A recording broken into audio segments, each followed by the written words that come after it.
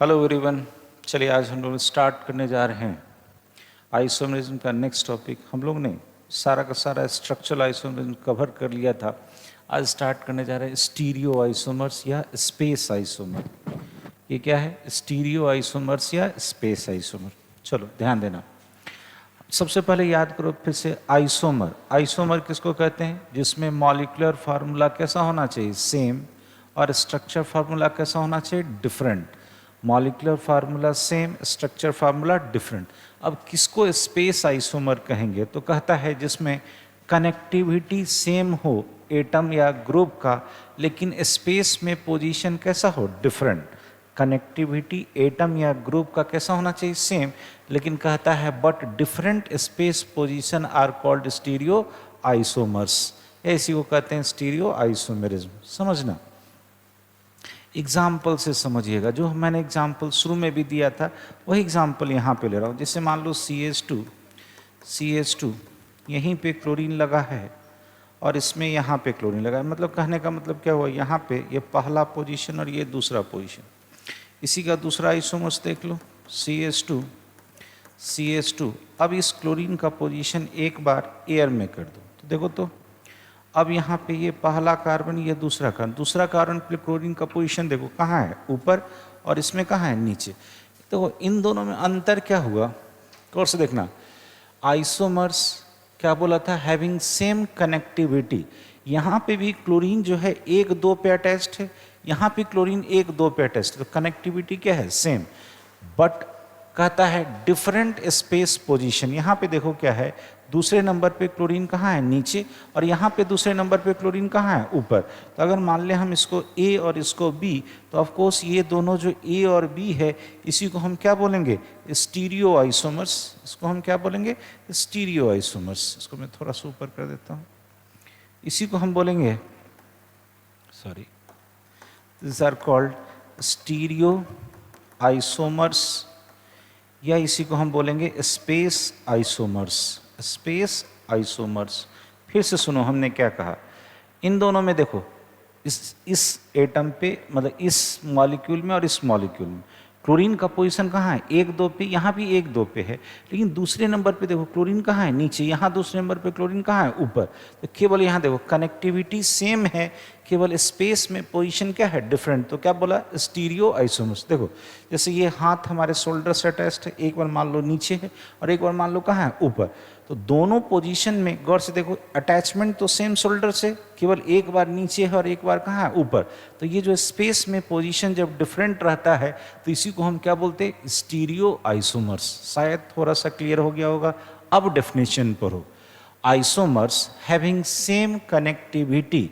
दोनों में कनेक्टिविटी क्या है? Same, but different space position. Space में पोजीशन इस दूसरे कार्बन पे देखो, इस दूसरे कार्बन पे यहाँ पे क्लोरीन नीचे, यहाँ क्लोरीन ऊपर है। Different space position are called stereo isomers. इसी फिनोमेना को क्या बोलते हैं?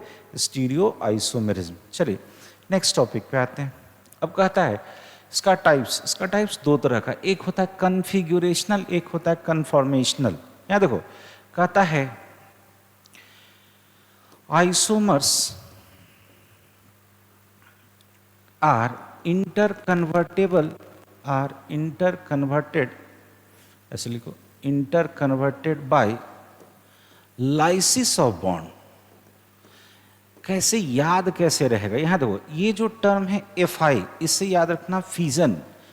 Fi से याद रखो फिजन। फिजन मतलब क्या होता है? टूटना। मतलब अगर वो आइसोमर एक दूसरे में आएगा और जाएगा, यानी इंटर कन्वर्टेड अगर होगा, तो केवल एक ही माध्यम है वहां पे। वो माध्यम कौन सा है?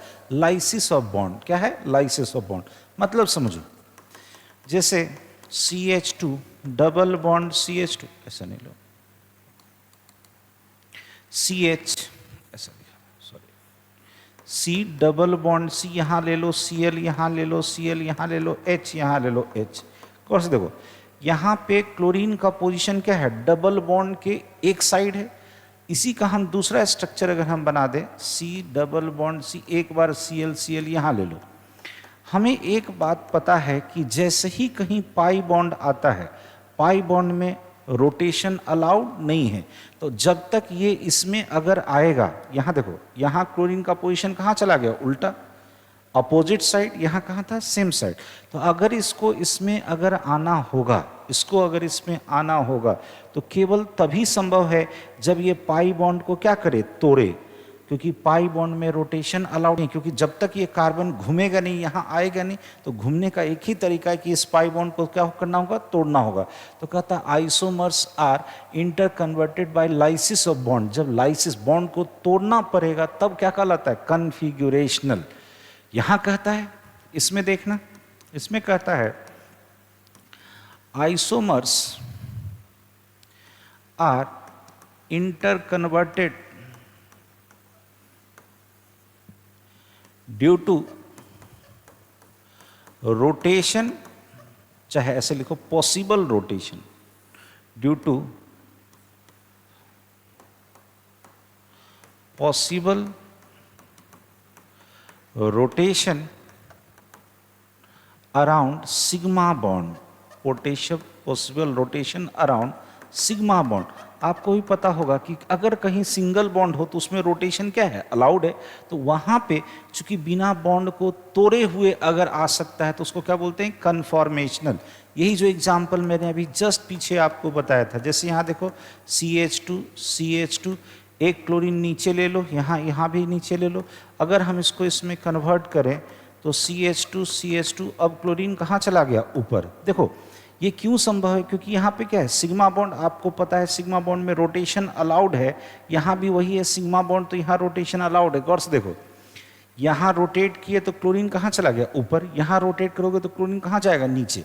तो बिना बॉन्ड को तोड़े हुए, सुनना मेरी बात, बिना बॉन्ड को तोड़े हुए अगर एक दूसरे में इंटर कन्वर्ट हो जाए, किसके कारण, due to possible rotation around sigma bond, sigma bond में जो रोटेशन पॉसिबल है उसके कारण, तो क्या कहलाएगा, कन्फॉर्मेशनल। फिर से सुनो, अगर हमें एक दूसरे में ले जाने के लिए बॉन्ड को अगर तोड़ना पड़ा तो बॉन्ड कहाँ कहाँ तोड़ना पड़ता है, डबल बॉन्ड में और रिंग में। अगर बॉन्ड तोड़ना पड़े तो इसको क्या बोलते हैं, कन्फिग्यूरेशनल। याद कैसे रहेगा, यहाँ देखो, कन्फी FI का टर्म है, हमने कैसे याद कराया, FI से याद रखोगे क्या, फीजन। फीजन मतलब क्या होता है, लाइसिस यानी टूटना। अगर बॉन्ड को तोड़ करके एक दूसरे में आएगा जाएगा तो कन्फिग्यूरेशनल।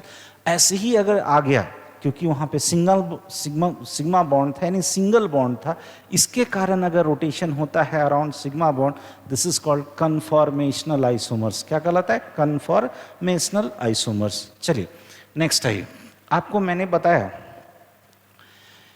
पीछे भी बता रखा है, यहाँ देखो, सिंगल बॉन्ड अगर होगा तो आपको पता है इसमें एक सिग्मा है। डबल बॉन्ड में क्या होता था, बोलो, एक सिग्मा और एक पाई। ट्रिपल बॉन्ड में आपको पता है एक सिग्मा और दो पाई। और रिंग तो खैर रिंग ही है। यहाँ देखो, रिंग में कोई पाई नहीं होता है, लेकिन एक अनसैचुरेशन फैक्टर होता है। यहाँ देखना, मैंने आपको सिखा रखा है, यहाँ पे रोटेशन अलाउड है। सिंगल बॉन्ड है, यहाँ पे रोटेशन आपका अलाउड है, रोटेशन अलाउड, ठीक है। इन सब में देखना, इन सब में जैसे ही डबल बॉन्ड आया, यहाँ रोटेशन अलाउड नहीं है, और याद रखिएगा रिंग में भी रोटेशन अलाउड नहीं है। तो इन सबों में रोटेशन रिस्ट्रिक्टेड रहता है, रोटेशन नॉट अलाउड, यहाँ पे रोटेशन नहीं अलाउड है। तो याद रखिएगा पाई में और रिंग में फ्री रोटेशन अलाउड नहीं है, जबकि सिग्मा में रोटेशन अलाउड है। यहाँ देखो, तो इस चीज़ को याद रखिएगा, रिंग एंड मल्टीपल बॉन्ड के केस में, मल्टीपल बॉन्ड में फ्री रोटेशन अलाउड नहीं है। इसको एकदम हिंदी इंग्लिश मिक्स करके लिख लीजिए, बड़े अच्छे से दिमाग में सेट कर जाएगा। कहाँ कहाँ पे फ्री रोटेशन अलाउड नहीं है, तो डबल बॉन्ड, ट्रिपल बॉन्ड, कहीं भी अगर मल्टीपल बॉन्ड आ गया, और रिंग में इतने जगह पे आपका रोटेशन अलाउड नहीं है। ये क्लियर है। क्योंकि एक चीज़ याद रखिएगा, एक चीज़ और हम आपको आगे सिखाएंगे, कहीं भी एक रिंग अगर होता है तो ये होता है 1 अनसैचुरेशन फैक्टर के इक्विवेलेंट, 1 अनसैचुरेशन फैक्टर के बराबर होता है। और एक अनसैचुरेशन फैक्टर बराबर होता है 1 पाई बॉन्ड। इस चीज़ को थोड़ा सा दिमाग में रखिएगा। क्या मैंने कहा, फिर से बोलो। एक रिंग किसके बराबर होता है, एक अनसैचुरेशन फैक्टर। ये क्या होता है निकालेंगे आगे। जैसे सारा सिंगल बॉन्ड को हटा के जब मतलब दो सिंगल बॉन्ड हटता है तो क्या आता है, एक पाई बॉन्ड। तो वहां पे जो पाई बॉन्ड आता है वो एक पाई बॉन्ड किसको लेके आता है, एक अनसैचुरेशन को। तो वही जो अनसैचुरेशन फैक्टर है एक रिंग में कितना होता है, 1। तो ये याद रखिएगा, एक रिंग जो है या तो एक अनसैचुरेशन फैक्टर कह लो या एक पाई बॉन्ड। ये हम लोग आगे निकालेंगे कि कितना किस में क्या होता है। आई थिंक ये क्लियर हो गया। यहाँ पे केवल हम रोटेशन बताना चाह रहे थे। केवल सिंगल बॉन्ड के केस में रोटेशन अलाउड है, जैसे ही मल्टीपल बॉन्ड या रिंग आ जाए वहां रोटेशन अलाउड नहीं है। चलिए नेक्स्ट केस आइए। अब कहता है कन्फिगरेशनल आइसोमर्स दो तरह का, ज्योमेट्रिकल और ऑप्टिकल। पहला हम लोग ज्योमेट्रिकल आइसोमर्स देखते हैं। यहाँ देखो, कहता है isomers arises due to restricted rotation around multiple bond या रिंग, या तो रिंग के चारों तरफ या मल्टीपल बॉन्ड के चारों तरफ। जो रिस्ट्रिक्टेड रोटेशन है, वो जो घूम नहीं सकता है, उसके कारण जो आइसोमर्स बनता है उसको क्या बोलते हैं, ज्योमेट्रिकल। फिर से देखो एक एग्जाम्पल देख लो। जैसे हमने एक लिया सी डबल बॉन्ड सी, इधर ले लो Cl, इधर ले लो Cl, इधर ले लो H, इधर ले लो H। यहाँ देखो तो इसका फॉर्मूला बोलो, C2H2 और Cl2, C2H2Cl2। देखो तो एक ये है, तो इसमें गौर से देखो, यहाँ Cl और Cl कहाँ है, सेम साइड। इसी का हम दूसरा बना देते हैं, Cl इधर H है, इधर Cl है और इधर H है। अब देखो तो ये Cl और Cl कहाँ चला गया, अपोजिट साइड। तो यहाँ देखो ये दोनों एक दूसरे का आइसोमर है, क्योंकि molecular formula same, structure formula different, isomer तो है। और ये आइसोमर कैसे बना, इस बॉन्ड को तोड़ के, यानी एक दूसरे में आ नहीं जा सकता, आ जा नहीं सकता है, मतलब इसमें इंटर कन्वर्जन पॉसिबल नहीं है जब तक ये बॉन्ड नहीं टूटे। तो बॉन्ड को अगर बिना तोड़े जाएगा, मतलब बिना तोड़े नहीं आ जा सकता है, तो उसको क्या बोलोगे, रिस्ट्रिक्टेड है। बिना रोटेशन जो है वो आराम से नहीं होगा, तभी होगा जब बॉन्ड टूटेगा। उसके कारण जो आइसोमर बनता है उसी को क्या बोलते हैं, ज्योमेट्रिकल आइसोमर। तो यहाँ पे देख लो, ये वाला स्ट्रक्चर और ये वाला स्ट्रक्चर आगे चल के सिखाएंगे, जब इसका क्लासिफिकेशन बताएंगे कि इस पाई बॉन्ड के, यहाँ देखना, पाई बॉन्ड के अगर सेम साइड में होता है तो उसको बोलते हैं सिस, और पाई बॉन्ड के अगर अपोजिट साइड में सिमिलर ग्रुप चला जाता है तो उसको बोलते हैं ट्रांस। तो ये वो ए स्ट्रक्चर मान लो, ये बी स्ट्रक्चर मान लो। साफ दिख रहा है आपको, A and B are geometrical isomers. अब आपको यही पहचानना है कि कौन ज्योमेट्रिकल आइसोमर्स बनाएगा और कौन नहीं बनाएगा। तो कुछ एक कंडीशन है, उसको पहले हम लोग देखेंगे। तो पहले बोलो ज्योमेट्रिकल आइसोमर्स है क्या, वो आइसोमर्स जो कहता है किसके कारण है, ड्यू टू रिस्ट्रिक्टेड रोटेशन, मतलब एक दूसरे में बिना बॉन्ड को तोड़े आ जा नहीं सकता है। अगर चला जाता तो उसको बोलते हैं फ्री रोटेशन, नहीं आ जा सकता है तो उसको क्या बोल रहे हैं, रिस्ट्रिक्टेड रोटेशन। तो इसी को क्या बोले हम, ज्योमेट्रिकल आइसोमर्स। अब इसका डेफिनेशन पढ़ो। Isomers arises due to restricted rotation around multiple bond और ring are called geometrical isomers. चलिए नेक्स्ट है। अब कहता है इसका कंडीशन, इस कंडीशन को समझना ज्योमेट्रिकल आइसोमरिज्म का। तो पहला कंडीशन कि या तो उसमें मल्टीपल बॉन्ड होना चाहिए या रिंग होना चाहिए। पढ़ो, there must be a multiple bond और रिंग इन ए मॉलिक्यूल। यानी मल्टीपल बॉन्ड कहने का मतलब CC बॉन्ड होना चाहिए या CN बॉन्ड होना चाहिए या NN ये वाला बॉन्ड होना चाहिए। अगर ऐसा बॉन्ड है, अगर ऐसा बॉन्ड है, यानी ये सब कैसा है, मल्टीपल बॉन्ड या नहीं तो रिंग, अगर ये वाला केस होगा, पहला कंडीशन है, तो उसमें ज्योमेट्रिकल आइसोमर्स का प्रोबेबिलिटी है। दूसरा कहता है स्पेशियल डिस्टेंस, यानी बीच की दूरी between two atom must be different in different isomers, in different isomers. ये टर्म जोड़ देना, क्या बोले समझना। पहले एग्जाम्पल से समझा दें। जैसे यहाँ देखो, हमने क्या किया, इस क्लोरीन का पोजीशन एक ही तरफ ले लिया। अब इसको दूसरा स्ट्रक्चर बनाते हैं, C, इधर ले लो Cl, इधर ले लो Cl, यहाँ ले लो H, यहाँ ले लो H। अब यहाँ देखो, इस Cl और इस Cl के बीच का दूरी मान लो यहाँ से लेके यहाँ तक, ये मान लो D1 है।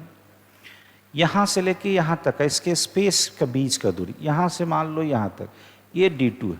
आपको क्लियरली क्या नजर आ रहा है clearly D2 is greater than D1, या कह सकते हो D1 is not equal to D2, मतलब ये दोनों बराबर नहीं है, यहाँ ज़्यादा दिख रहा है यहाँ कम दिख रहा है। तो यही तो बोले कि spatial distance between two atom और group must be different in different isomer.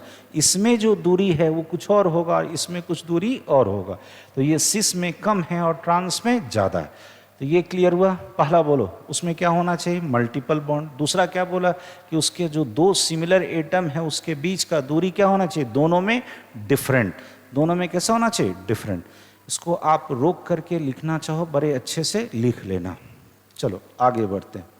अब कहता है ये सबसे इंपॉर्टेंट स्टेप, कहता है there must be different group या atom on restricted carbon atom. यहाँ देखो पहले समझो रिस्ट्रिक्टेड कार्बन एटम होता क्या है। देखो रिस्ट्रिक्टेड कार्बन एटम कहने का मतलब है वो एटम जहाँ पे रोटेशन अलाउड नहीं है। तो यहाँ देखो ये वाला एटम और ये वाला एटम, ये दोनों कार्बन, इसी को हम बोलते हैं रिस्ट्रिक्टेड कार्बन एटम। किसको बोले, जहां रोटेशन अलाउड नहीं है, जहां रोटेशन अलाउड नहीं है, this is called restricted carbon atom. अब यहां देखो, मान लो यहां पे Cl है और यहां पे H है, यहां मान लो Cl है और यहां पे H है। तो इस रिस्ट्रिक्टेड कार्बन एटम पे ये वाला दोनों ग्रुप कैसा है, ये एक सिमिलर बन गया, इसको H कर दो। ये वाला दोनों ग्रुप देखो, ये Cl है और ये H, ये दोनों ग्रुप कैसा है, डिफरेंट। ये दोनों ग्रुप कैसा मिला, डिफरेंट।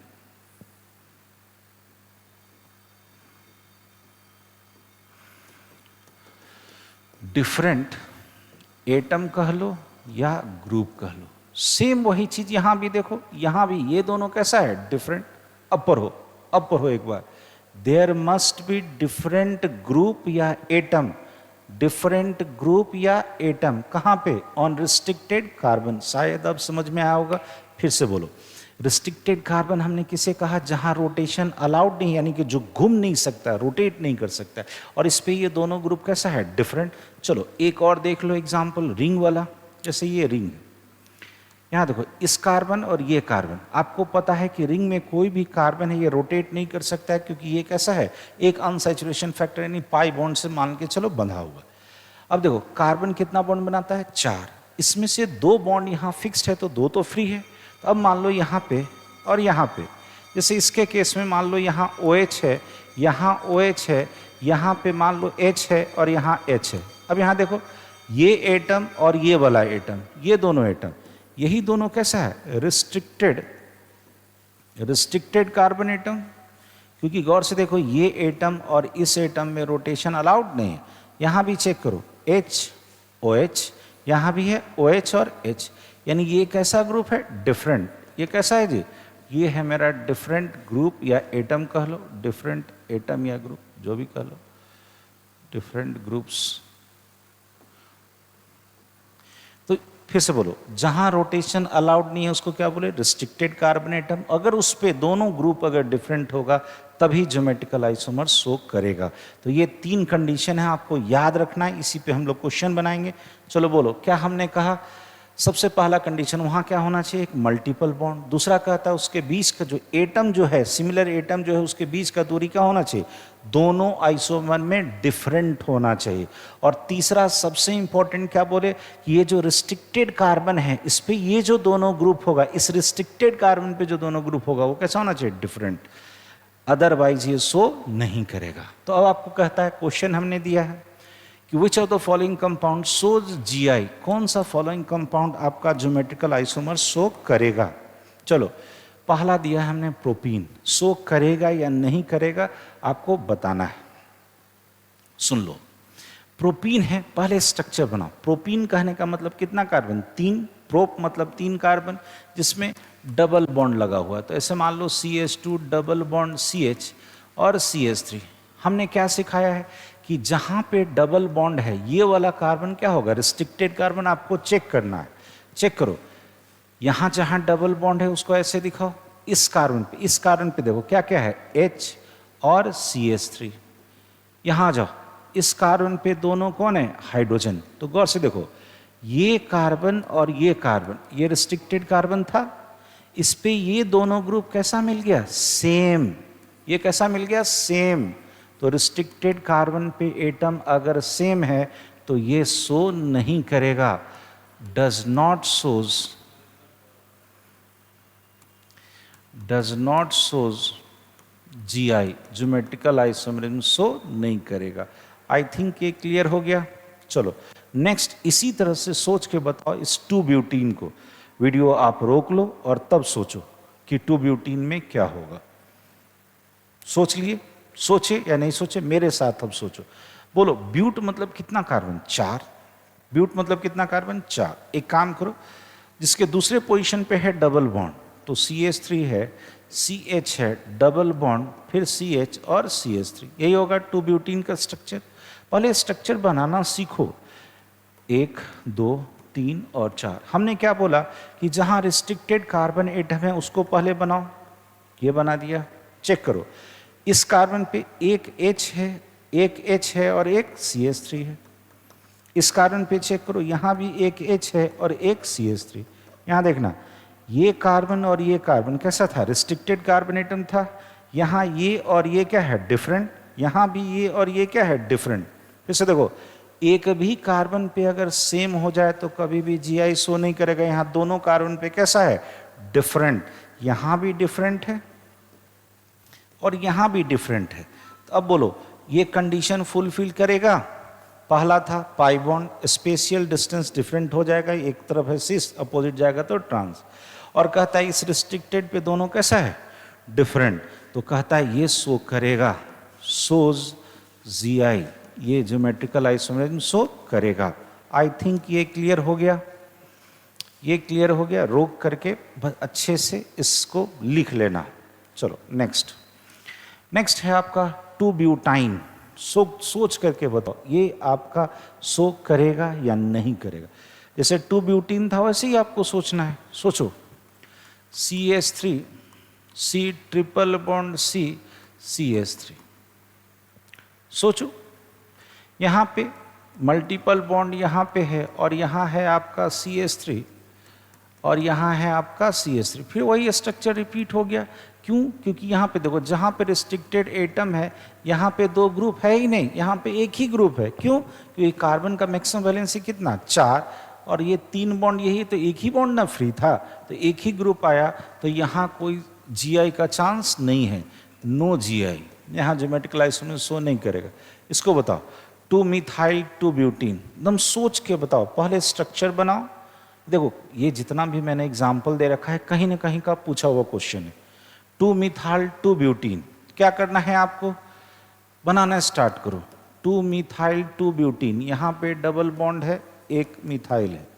फिर कहता है 2-मिथाइल है 2-ब्यूटीन CH3, यानी ये कार्बन और ये कार्बन रिस्ट्रिक्टेड है। नंबरिंग कर दो, 1 2 3 4। 2-मिथाइल है और दूसरे पे ही डबल बॉन्ड है, तो क्या है, अल्कीन है। 2-मिथाइल 2-ब्यूटीन। चलो सोचना, जहाँ पे डबल बॉन्ड है उसको लेके सोचो। इस कार्बन पे देखो, दोनों ग्रुप कैसा है, CH3, यहाँ भी CH3, यहाँ भी CH3। इसके बगल में देखो, यहाँ H है और यहाँ CH3 है। अब बताओ, इस कार्बन पे ये भी रिस्ट्रिक्टेड कार्बन है, ये भी रिस्ट्रिक्टेड कार्बन है, ये और ये कैसा हो गया, सेम। एक पर भी अगर सेम हो जाए तो हमने क्या शो किया है कि ये जीआई शो नहीं करेगा। रिस्ट्रिक्टेड कार्बन पे अगर सिमिलर ग्रुप आ गया तो जीआई शो नहीं करेगा, नो जीआई। चलो नेक्स्ट, 3-क्लोरो 2-इन 2-ओल। एकदम ढंग से बनाओ। अगर बाय द वे नहीं बना पाते हो तो सबसे पहले एक काम करो, इस तरह से जगह दे दे करके, हाइड्रोजन का जगह दे दे छोड़ के, और इस तरह से बना दो। ब्यूट मतलब कितना कार्बन, 4। दूसरे पर कहता है इन है, दूसरे पे कहता है इन है, दूसरे पे ही ओल है। इसको नंबरिंग कर दो, 1 2 3 4। दूसरे पे इन है, दूसरे पे ओल है, और तीसरे पे कौन है, क्लोरो, 3-क्लोरो। यहाँ पे Cl भी है, यहाँ पे Cl भी है। ठीक है, अब आपको सब कुछ हाइड्रोजन बैठा दो, यहाँ CH3 और यहाँ CH3। इस कार्बन का 4 बॉन्ड पूरा, इस कार्बन का 4 बॉन्ड पूरा। चेक कर लो, इस कार्बन पे यहाँ C पे CH3 है और Cl है, इस पे CH3 है और Cl है। चेक करना, यहाँ रिस्ट्रिक्टेड कार्बन पे ये ग्रुप डिफरेंट, यहाँ भी ये ग्रुप डिफरेंट है, तो ये Gi शो करेगा, सोज Gi, ये Gi शो करेगा। क्लियर है? पहले बनाना सीखो। ब्यूट मतलब कितना कार्बन? 4 कार्बन। तीसरे पे क्लोरीन था, दूसरे पे ईन था और दूसरे पे ही ओल था, बैठा दिया हमने। चलो नेक्स्ट आओ, 1 क्लोरो 1 प्रोपीन, मतलब समझना, यहाँ CH1 क्लोरो ही है और 1 पे ही है प्रोपीन, 1 पे ही लगा हुआ है प्रोपीन, CH3 CH। क्लियर है? 2 1 3 और 1 4, 3 और 1 4, सही है? सबका 4 बॉन्ड पूरा है कार्बन का। अब आपको सोचना, यहाँ पे सोचो, जहाँ पर डबल बॉन्ड है उसको बना दो। यहाँ देखो, ये था 1 2 और 3। दूसरे कार्बन पे सोचो, एक हाइड्रोजन है और एक CH3। इस कार्बन पे सोचो, एक हाइड्रोजन है और एक Cl। चेक करना, ये रिस्ट्रिक्टेड कार्बन, ये रिस्ट्रिक्टेड कार्बन, यहाँ HCl, यहाँ H और CH3, यहाँ भी डिफरेंट, यहाँ भी डिफरेंट। अगर दोनों तरफ डिफरेंट अगर मिला तो ये भी Gi शो करेगा, सोज Gi। तो देखो, एक बार अगर ढंग से समझ गए और इतना भी क्वेश्चन अगर बना लो तो आई थिंक कि इसके बाद आपको कहीं कोई दिक्कत नहीं होने वाला। और एक आध क्वेश्चन और होगा, जैसे मान लो कहता है 3 पेंटानोन, 3 पेंटानोन, तो बोलो 3 पेंटानोन कहने का मतलब क्या है? कीटोन है जिसके तीसरे पोजीशन पे लगा हुआ है ओन और 5 कार्बन का है, CH2 CH3 CH2 CH3। चलो ये है। तो इसमें तो कहोगे कि sir carbon carbon double bond है ही नहीं, तो मैक्सिमम लोग 80% लोग इसको कह देंगे कि इसमें शो नहीं करेगा। लेकिन याद रखिएगा, ये बड़े अच्छे जगह पूछा हुआ क्वेश्चन है, ये शो करता है, सोज Gi। अब कैसे शो करेगा सुनना, ये कीटो फॉर्म है। हमने पीछे आपको कीटो इनोल टोटोमर्स पढ़ाया जस्ट पिछले क्लास में, जो लोग नहीं देखो पिछला वीडियो देखना। ये कीटो से कहाँ जाएगा? इनोल में।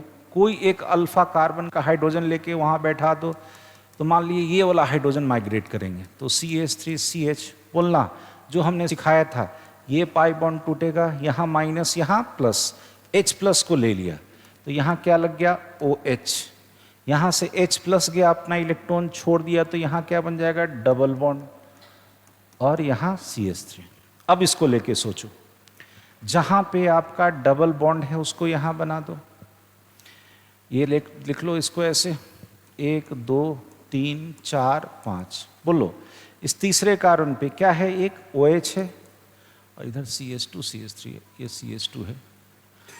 एक क्या है? CH2 CH3। इधर बोलो, इस कार्बन पे, दूसरे वाले कार्बन पे एक H है और एक CH3। यहाँ देखना, ये और ये था आपका, नंबरिंग कर देता हूँ 1 2 3 4 5, ठीक है। अब गौर से देख, इस दूसरे कार्बन पे भी ये दोनों ग्रुप डिफरेंट, इस तीसरे कार्बन पे भी ये ग्रुप और ये ग्रुप भी क्या है? डिफरेंट। अगर डिफरेंट हो गया तो अभी मैंने कहा कि ये क्या शो करेगा? ये Gi शो करेगा।